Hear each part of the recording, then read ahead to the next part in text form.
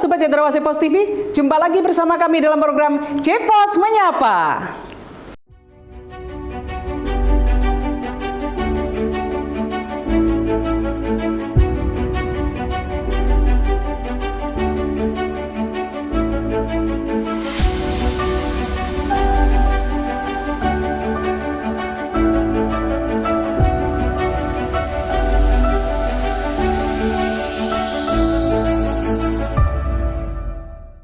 Sebuah speedboat yang membawa 6 orang penumpang di perairan Mambramo dilaporkan terbalik Rabu 14 Januari lalu. Akibatnya, 3 orang penumpang dilaporkan hanya terbawa arus. 2 diantaranya telah ditemukan meninggal dunia, sementara 1 korban lainnya masih dalam pencarian.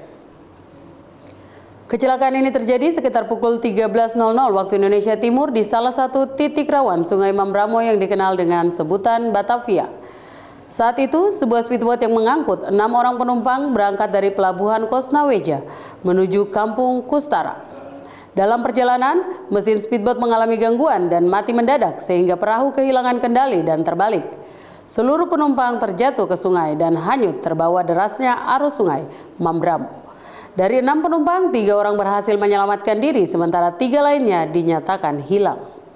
Atas peristiwa tersebut, warga setempat melaporkan kejadian itu ke Polres Mambramo Raya. Upaya pencarian membuahkan hasil pada Jumat 16 Januari sekitar pukul 2.00 waktu Indonesia Timur. Tim gabungan bersama masyarakat menemukan 2 korban di wilayah Muara Siri, Kampung Kustara dalam kondisi meninggal dunia. Kedua korban diketahui bernama Petrus Kusa, Kepala Kampung Sikari, dan Speniel Sayuri, Mantri Kampung Sikari. Jenazah selanjutnya dievakuasi ke rumah sakit untuk penanganan lebih lanjut. Sementara korban lainnya atas nama Victor Kusa belum ditemukan dan tim gabungan terus melakukan pencarian. Badan Pemeriksa Keuangan RI atau BPK Perwakilan Papua menyerahkan laporan hasil pemeriksaan keuangan atas belanja daerah dan operasional BUMD kepada pemerintah Provinsi Papua, pemerintah Kabupaten Kerom, dan PT Irian Bakti Papua Perseroda, Kamis 15 Januari di kantor BPK Perwakilan Papua. Kepala BPK Perwakilan Papua, Buhono Agung Nugroho, menyebutkan berdasarkan hasil pemeriksaan BPK, belanja daerah pemerintah Provinsi Papua dan Kabupaten Kerom sesuai ketentuan dalam semua hal yang material, termasuk juga operasional PT Irian Bakti Papua Perseroda.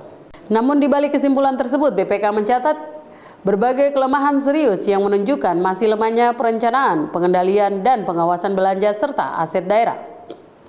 Sejumlah catatan penting BPK yang dinilai krusial antara lain perencanaan belanja honorarium, pemeliharaan jasa tenaga kebersihan, belanja barang yang diserahkan kepada masyarakat, serta belanja modal belum sepenuhnya sesuai ketentuan. Sementara itu, di bidang perencanaan dan pelaksanaan pekerjaan konstruksi diketahui masih tertinggal dan belum mematuhi regulasi yang berlaku. Sementara itu, di bidang perencanaan dan pelaksanaan pekerjaan konstruksi diketahui masih terintegrasi dan belum mematuhi regulasi yang berlaku.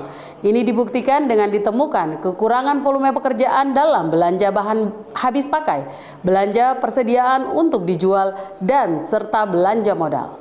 Catatan tersebut menunjukkan bahwa kepatuhan administratif belum sepenuhnya diikuti dengan kualitas pengelolaan anggaran dan aset yang akuntabel.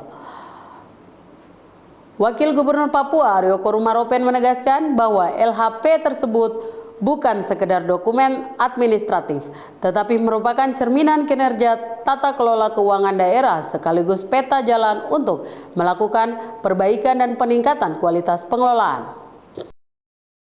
Pemerintah Provinsi Papua diketahui telah menyiapkan pembangunan 14.000 rumah rakyat yang akan dilaksanakan 2026 secara bertahap di seluruh wilayah Provinsi Papua, dengan pembangunan pertama di kawasan pesisir sebagai lokasi percontohan awal. Gubernur Papua Matius Fakiri mengatakan program tersebut merupakan bagian dari upaya pemerintah daerah untuk meningkatkan kualitas hunian masyarakat sekaligus menata kawasan pemukiman yang lebih layak dan terencana.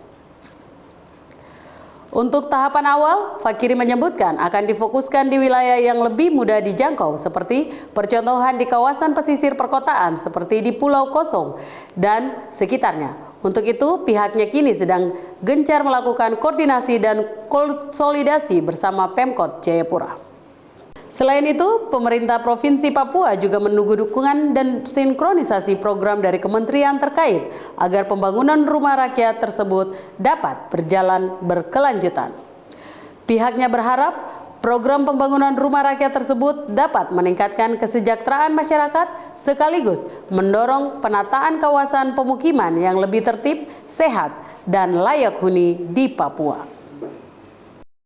Sobat Cepas TV, kita beralih ke berita olahraga. Laga Super Big Match antara Persipura Jayapura menghadapi tuan rumah Barito Putra dalam lanjutan kompetisi Championship 2025-2026 akan berlangsung di Stadion 17 Mei Banjarmasin, Sabtu 17 Januari.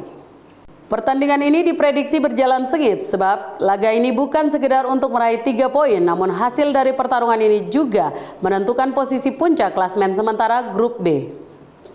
Saat ini Barito Putra masih menjadi sang pemuncak klasmen dengan koleksi 35 poin, sementara Persipura berada di posisi ketiga dalam raih 32 poin.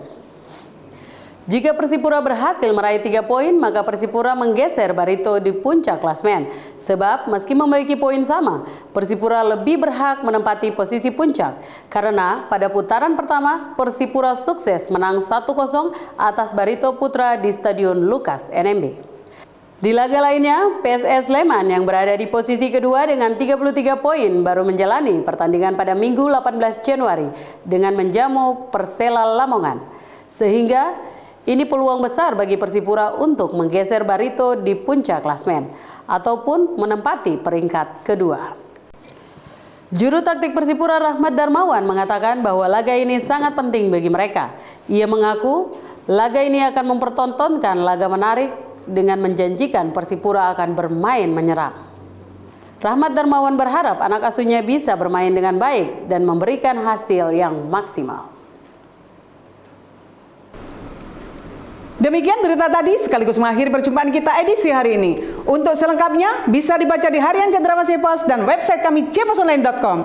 Terimalah moto kota Jayapura, Hente Cahyo Onomi, Tamarni Haneset, satu hati membangun kota untuk kemuliaan Tuhan. Segenap kru yang bertugas mohon pamit dan sampai jumpa. Wani Ambi.